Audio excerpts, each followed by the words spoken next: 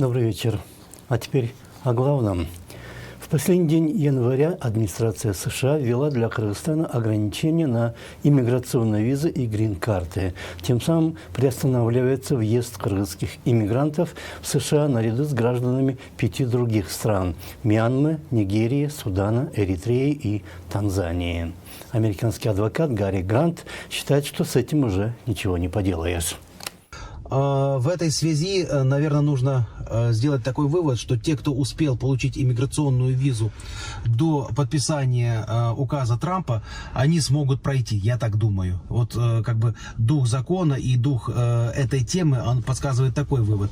Те, кто пойдут на интервью после подписания этого указа президентом Трампом, скорее всего, иммиграционную визу в связи с выигрышем грин-карт 2019 не получат. Многие считают, что Кыргызстан не заслужил такого к себе отношения. Им особенно неприятно соседство с не самыми лучшими африканскими странами. Но такие решения принимаются не за один день и даже, наверное, не за год. Если это началось 3 года назад, посол Кыргызстана в США и сам МИД должны были принять превентивные меры, чтобы решение не было реализовано. Но МИД, кажется, узнал обо всем этом из прессы. 3 года назад как раз был период, когда действующий президент уже дважды отменил свои поездки в США в последний момент. Формально он должен был участвовать в сессиях Генеральной Ассамблеи ООН, но были запланированы и встречи в Вашингтоне. Тем более, как мы знаем, что готовилось и новое базовое соглашение о сотрудничестве США вместо бездумно денонсированного летом 2015 года. Нового соглашения нет до сих пор. Не подписано. До этого Кыргызстан в 2014 году выдворил из аэропорта Манас американскую военную базу, служившую перевалочной базой для направления военнослужащих и техники на театр боевых действий против международного терроризма в Афганистане. Это был весьма недружелюбный шаг не только в отношении одной отдельно взятой страны, супердержавы, но и против международной политики.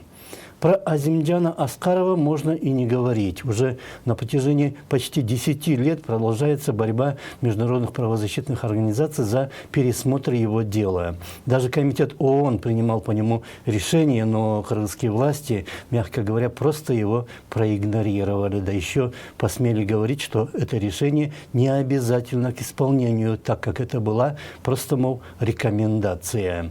Даже когда ООН кому-то что-то рекомендует, эта организация формулирует свое решение в виде рекомендаций с той целью, чтобы оно не сильно трогало самолюбие государства, которое обязано что-либо сделать в рамках своих международных обязательств. Понижение значения таких рекомендаций – это не просто игнорирование, это пренебрежение отношениями с солидными мировыми организациями.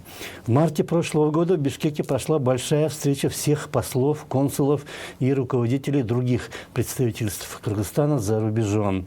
На ней выступил и президент. Перед этим была разработана и принята новая концепция внешней политики страны, в которой провозглашалась ее многовекторность. Но в реальности такой многовекторности как-то не очень заметно до сих пор. Посол США в Бишкеке Дональд Лу сообщил, что Соединенные Штаты обеспокоены по поводу репутации кыргызских паспортов, а также процессом их выдачи. Слишком много паспортов оказывается на руках у преступников во всем мире, а власти страны особых мер как-то не предпринимают. И даже вызов посла США в МИД для объяснений не самый, наверное, дружественный жест. Но надо работать и добиваться. Такие вещи бывают. Если хотите, между отдельными людьми тоже отношения портятся. Случается непонимание по самым разным причинам. Именно в такое время нельзя поднимать шум. Ни в коем случае нельзя отдаваться эмоциям. Даже одно неправильно высказанное слово может повлиять на будущие отношения. Поэтому, мне кажется, надо просто работать. Не бывает неразрешимых проблем. Этот вопрос тоже будет решен. И со стороны Америки предпринимаются определенные действия. И со стороны Кыргызстана тоже. И президент Кыргызстана, и кыргызский МИД предпринимают действия, чтобы решить вопрос в кратчайшее время.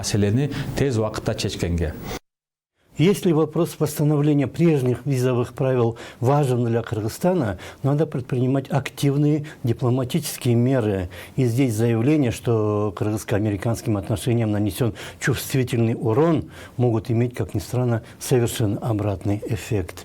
Нужны не декларации, а реальные действия, в том числе и не афишируемые. Это была программа «О главном». Ее вел я, Наран Аиб. Всего вам хорошего и до свидания.